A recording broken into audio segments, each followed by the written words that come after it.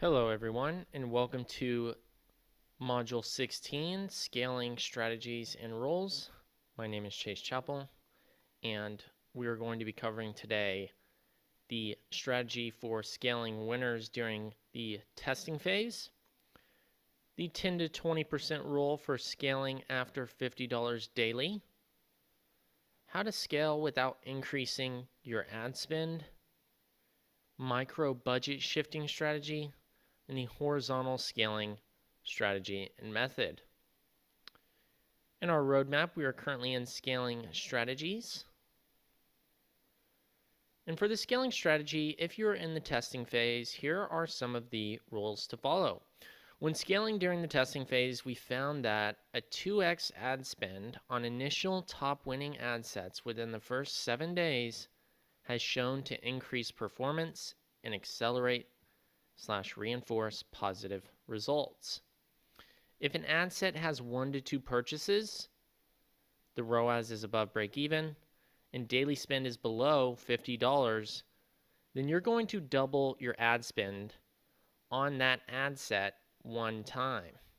And the reason you're doing that is because whenever you're testing within those first 7 days, it's pretty critical that you start to see purchases. And if you are starting to see purchases on those individual interest audiences that you're testing, as long as they have 1 to 2 purchases and your spend is below 50 daily on each of those, let's say it's $5 daily, then you're going to double it one time. So it will be $10 daily. Or if you're spending 15 daily, you would double it and it would be 30 daily. And so that is going to help accelerate the purchase volume and reinforce that those ad sets are getting positive results, and they'll start to increase the frequency of that happening. The next thing is once you've scaled those winners by double the ad spend, you will scale winners by $5 to $10 every 3 to 7 days until you hit 50 daily spend on that specific ad set, as long as you continue to get purchases and are above break-even ROAS. So once you've scaled those winners by double, and it's been about 3 to 7 days, and you're still seeing purchases come through, and it's showing promising results, you're going to start scaling those top performers again by 5 to 10, and then you'll let it run for a few days, and you'll continue to scale that until you hit 50 daily. After you hit 50 daily ad spend on that specific ad set that's performing, if you want to continue scaling further from here, you're going to start scaling by 10 to 20% every 4 to 7 days until you hit a point of diminished ROI or ROAS. This ensures you don't negatively impact learning phase. So if you're still in learning phase and you're at $50 daily, you want to scale by 10 to 20% because it's not going to, do a full reset on your learning. And this allows you to retain the information from the algorithm and that specific audience ad set. So that way the system's always learning and getting more efficient for you. And over time, as long as you're scaling only by 10 to 20%, and you'll be able to get to much higher scale. And once you do get to a higher scale, once you are out of learning phase, you can increase that and start scaling in way quicker increments. And you can increase the frequency of how fast you're scaling, because once you're out of learning, the system understands who to go after, and it's just a matter of how many people you can reach at any given time to get those purchases or results. So those are the initial rules for scaling during the actual testing phase. So now we're going to be covering, each of these items independently, so real world examples, so that way you can better understand your current situation compared to somebody else's situation and know what steps to take and actually implement these. So here's an example. If an ad set has 1 to 2 purchases and the ROAS is above break even and daily spend is below $50 daily, you're going to double ad spend on the ad set one time. And so you'll see in this image, some of these ad sets all of these ad sets started at $5 daily. And the ones that got purchases got their spend doubled to 10 daily. So all these got doubled to 10 daily that actually had a purchase, 1 to 2 purchases. And then now, once that's happened, we're looking at ways to scale those even further. So let's go ahead and watch that video. All right, now we're going to go over the examples from those rules here. Pull up what we did. We basically increased the budget last time on Monday. Got a handful of purchases. We are getting more purchases than what is showing here. which is fine. I am kind of tracking it in my own spreadsheet. Just Okay, so just for context, he's tracking his purchases not only in his ads manager, but he's doing it manually to be able to ensure that he knows exactly how many purchases he's actually getting. So he has, data coming into his ads manager, but not every single purchase gets reported because of iOS 14.15. So therefore, in order for him to know the true number, he's keeping track on his end by making sure that he sees who's coming through, because he's only running Facebook ads, so he knows all the purchases are coming from here. So that's how he's keeping track. to see like And by the way, if you sign up for Surge.io, you'll be able to do the same thing, and it'll do it automatically for you. what the daily spend is and what the actual. So we're definitely profitable, but I was just trying to see if what kind of. So profitable for him is anything below a cost per purchase of $37. What would be the next step as far as scaling even further? So if I kind of look at from Monday to today, this is what has happened. So still like pretty affordable per purchase price. This one I guess is doing really well. It seems like even when purchases come in, sometimes they're not, the value's not coming in still from segments. I'm talking to Segment about that and seeing if there's anything I can fix with that. But I basically took these from 5 to 10. And then the ads that had not got any sales so far, like this one hadn't got any sales until, and then we turned off like the ads that weren't working for this one. So I just didn't know, like, should I just go like double the ads again, or just keep adding 5? What would you recommend? Yeah, increase the page view audience. This Increase one's the Christian video blog one. and like, would you double it, or No, what would just go you? up 5 on that one. So you only double once in the beginning. So if you start your testing budget at $10 daily, or you start your testing budget at 5, it doesn't matter. Whatever you start your testing budget at, as long as it's below 50, whatever you started at below 50, you're going to double it once, always, as long as it's getting purchases in the beginning. So he started all of his at 5 daily, and once he made his first round of doubling, you'll see that like this one went to 10, this one went to 10, this one went to 10, this one went to 10, and this one went to 10. And now he's on his second round of scaling, which is once you've doubled, now you know the rule is you're only going to add in increments of 5 to 10 daily. And so in this case, he already had doubled this audience, and it has 2 purchases. It's his top performing based off of this time frame. And so he would increase that spend by 5. And that's exactly what we're advising him on. Okay. And then can you do a longer time period? Yep. So the rule says that, based off of the data we've compiled, is to increase by 5 to 10 daily after doubling on your top performers. And you'll then want to look at, the max time frame that you've been running these for the testing period. So that way you can then apply these roles on that longer time period and have a better sense of, overall metrics over a period of time. And we can just do next one. Okay, great. And then, so add more spend to all the ones that got multiple purchases. Okay, so all of these, just maybe add 5. Except for the ones that have the 1 purchase. Oh, just 1. Okay, so just these guys. Yeah. Okay, I'll do that. And just continue to run, because these ones still have all of the ads running. I guess it will just push.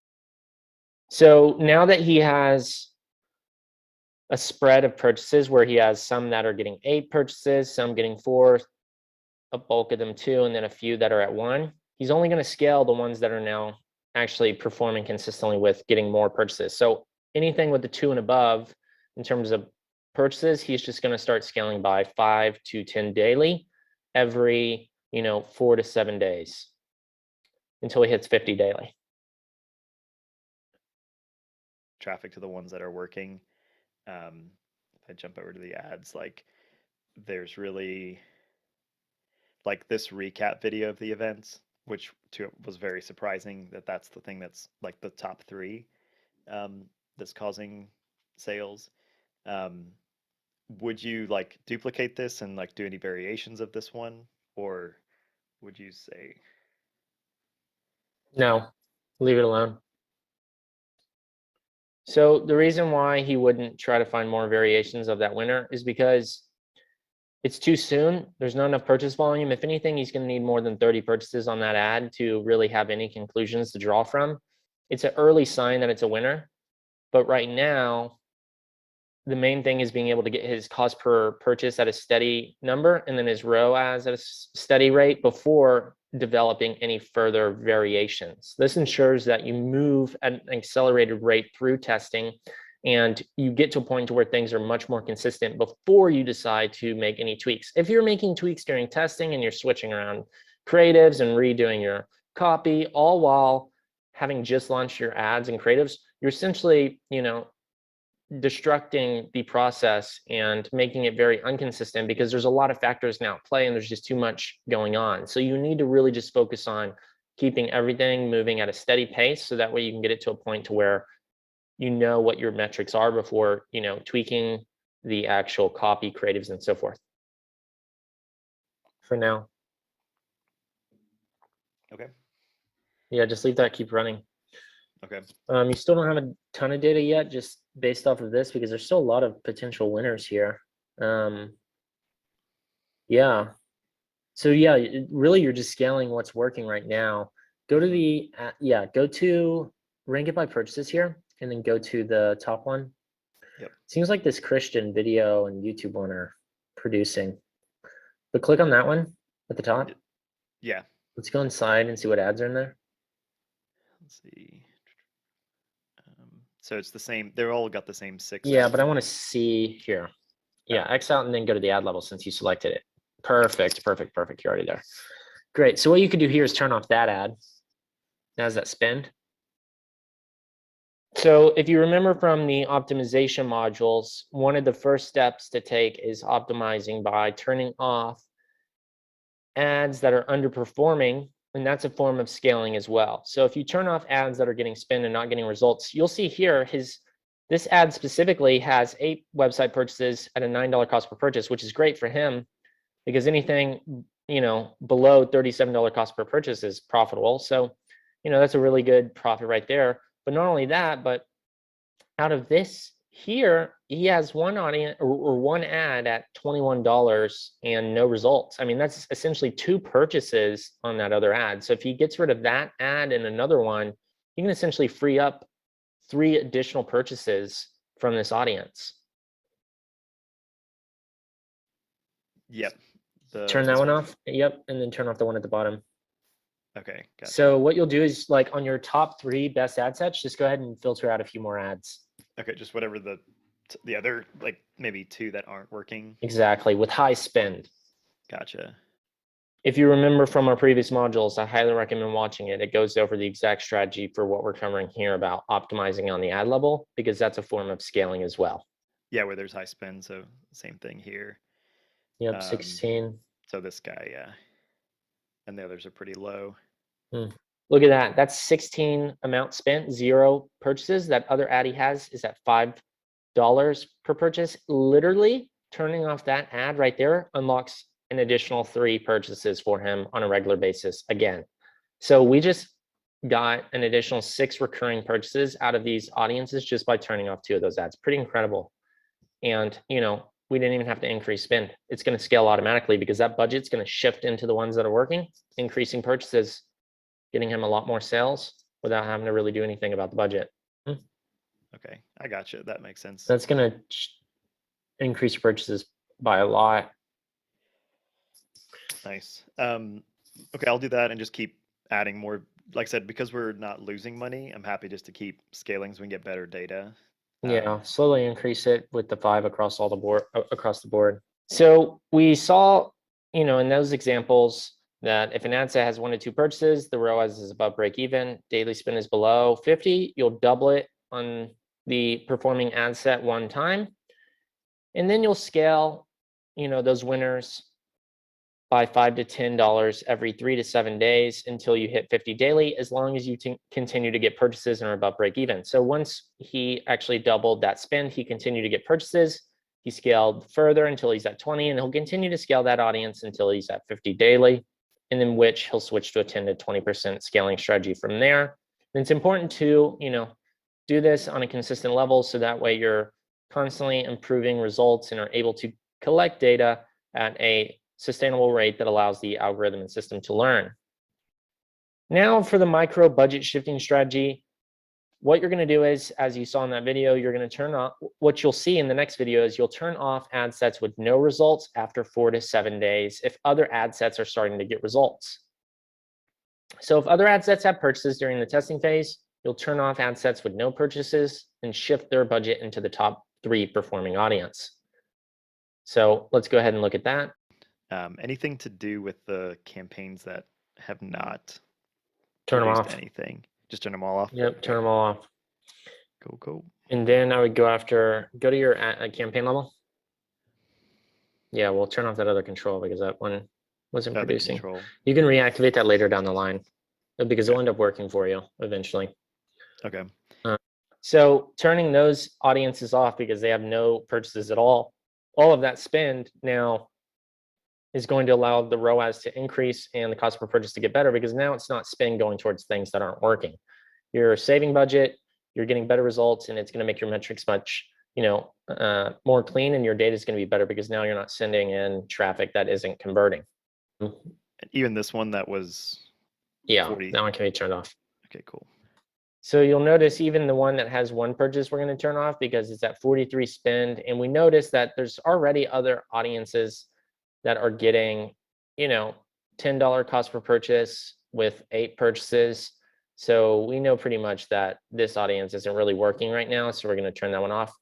He'll later on reactivate that control because once he has enough data in his ad account, you'll be able to have a control audience that's producing because they'll learn and they'll become one of the most efficient audiences that most of our students end up seeing. But you have to give that one time. You can continue to let it run on its own, or if you want, you can pause it and bring it back once it's converting. Most people see amazing results with a control audience with time. And so let's go ahead and go over some scaling reminders of what not to do and what to do if certain scenarios play out, because not every single time during scaling it works out perfectly. And that's just something that, naturally can happen with Facebook ads. Sometimes things aren't always consistent. They don't go the way as planned. And so there's fallback rules that you'll follow to ensure that you mitigate any risk for spending and not generating results.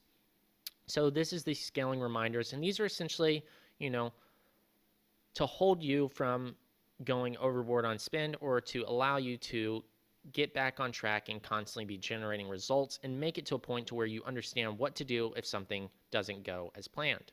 For instance, if you scale an audience and it does not receive another purchase for 3 to 7 days after you scaled it, you'll then scale that audience back to the spend it was at prior. So let's say that you're at 25 daily and you take that spend to 30 daily and it doesn't get any more purchases after 3 to 7 days, you'll just take it back to the 25 daily because it was getting at least 1 purchase every other day.